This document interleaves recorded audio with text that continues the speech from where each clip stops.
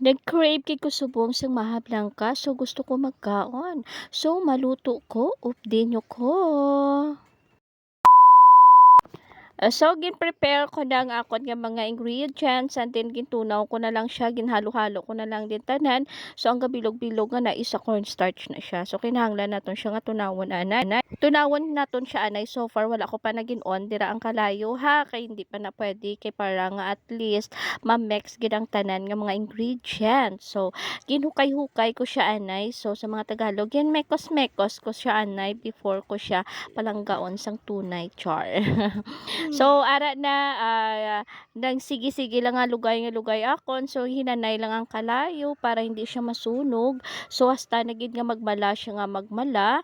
So para makuha ko na gid siya ang tama-tama yung nga texture. So masarap ay as in talaga. Pag ako talaga nagluluto ng mahablang ka, makakalimutan mo pangalan ko, char. Pangalan ko, hindi pangalan mo.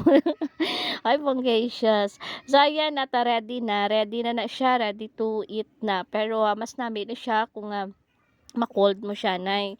So pagkatapos ko dira sang lugay-lugay nga hala ko kalugay nga hasta na maglilingin ng ulo niya, char.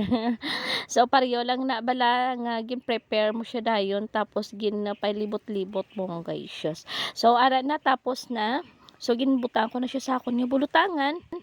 And then gibutangan ko siya cheese. Pero so far mas damit siya tani kong mani kay nga mananam.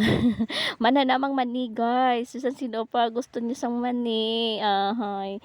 Charis. Sara. Gibutangan ko siya sa madamo nga cheese para nga mas creamy pagid siya. Hindi madamo ko dira sa mga ginbutang nga mga may ara na ko ginbutang nestle cream and then of course condensed hindi na madula. Pero para makatipid ka mo guys, pwede man na ang angel cream insada para 2 in 1 na siya. So and then gin-prepare ko din of course man di madula ang yahong kay nga unahon ko nakaon karon bonggacious. So ara na ginpalamig ko na siya and then nalamig na siya and then ginkaon ko na and para matilawan ko kung na perfect ko man gihapon ng akon nga mahablang ka. So ara unang kagat masarap, o 'di ba? Sobrang lamig niyan, guys.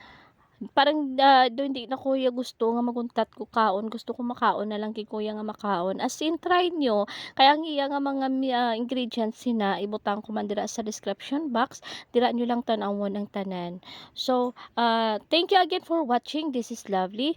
Bye.